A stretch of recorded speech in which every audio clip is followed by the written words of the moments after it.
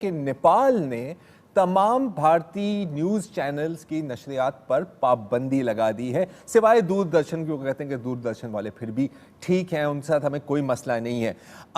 चंद घंटे पहले deputy prime minister जो नेपाल के हैं, नारायण काजी श्रेष्ठा नाम अगर मैं दुरुस्त कह रहा हूं, उन्होंने कहा कि भारतीय चैनल्स ने तमाम हदूद क्रॉस कर लिए हैं। अब हम इनकी नॉनसेंस का लफ्ज़ इस्तेमाल किया है, आई सपोज आप क्या कह सकते हैं, बकवास। अब इनकी बकवास को हम बर्दाश्त नहीं कर सकते और ये जो मनफी प्रोपेगेंडा कर रहे हैं नेपाल की हुकूमत और नेपाल के वज़ीर आज़म के ख़िलाफ़, ये हमें हरगिज़ कबूल नहीं है।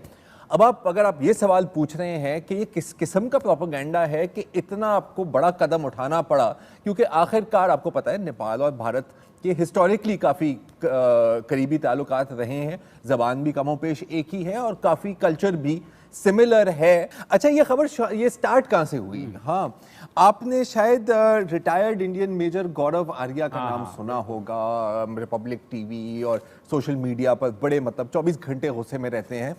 ये जो प्रोपेगेंडा है ये पहले उनके ट्विटर अकाउंट पर शुरू हुआ था और उन्होंने कहा था कि जी जो केपी शर्मा हैं नेपाल के वजीर आज़म, उनको हनी ट्रैप किया है चाइनीज़ एम्बेसडर ने, और ये भी इल्ज़ाम लगाया कि उनके बाकायदा वीडियोस हैं और इसलिए नेपाल अब हमसे अलग हो रहा है। ये नहीं है कि हमने उनके साथ गुंडागर्दी की है। तो वसत साहब अभी मैं ज्वाइन कर रहे हैं, उनकी इंटरनेट अल्हम्दुलिल्लाह बहाल हो गई है। तो वसत साहब मुझे बताएं कि यार यही वजह है नेपाल और इंडिया की जो टेंशंस हैं या कोई और मामला है? नहीं, ये तो इंडिया का मार्केटिंग डिपार्टमेंट है, ये वजह नहीं हो सकती। ये तो दिखाया जा रहा है ना, छप दिखाई जा रही है कि क्या हो सकता है।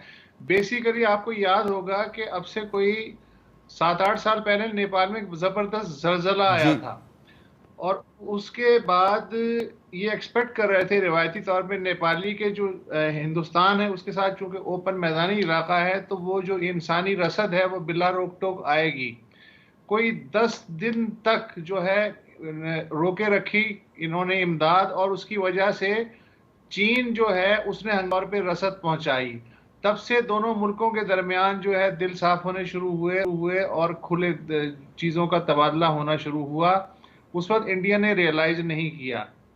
पिछले साल जो भारतीय वजीर दिफा हैं, उन्होंने चीन और भारत के दरमियान जो सरहद है उस पर तकरीबन 60 सड़कें इंडिया बनाना चाह रहा है 2022 तक, स्ट्रेटेजिकल इंपॉर्टेंट।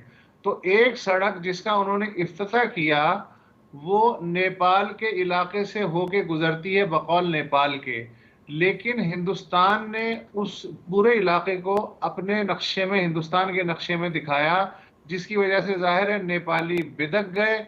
और जून में अभी नेपाली कांग्रेस ने हिस्ट्री में पहली बार दम पकड़ा और जो 5 कस्बात थे, 5 पॉइंट्स थे जिनको हिंदुस्तान ने अपने नक्शे में दिखाया था, नेपाल ने उनको जो ऑफिशियल नक्शे जारी किए कांग्रेस से मंजूरी के बाद, उसमें नेपाल ने दावा किया है कि ये असल में हमारे इलाके हैं।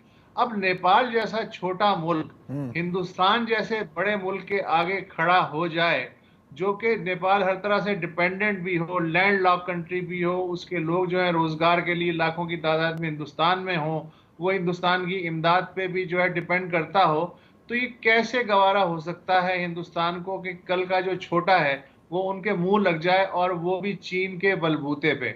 तो ये सारा गुस्सा वो है। और अब आप देखिए किस किस घटिया अंदाज में निकलेगा। नेपाल को छोड़े, भूटान जो है, खुद भूटान ने भी आंखें दिखानी शुरू कर दी हैं। पहली बार इस सीजन में जो नहर आती थी जिससे कि सरहदी इलाकों को हिंदुस्तान के पानी मिलता था, तकरीबन 6000 काश्तकारों को वो पानी उसने बंद कर दिया है और कहा है कि हिंदुस्तानी बाशिंदों को नहर की सफाई के बहाने भूटान में घुसने की जरूरत नहीं है।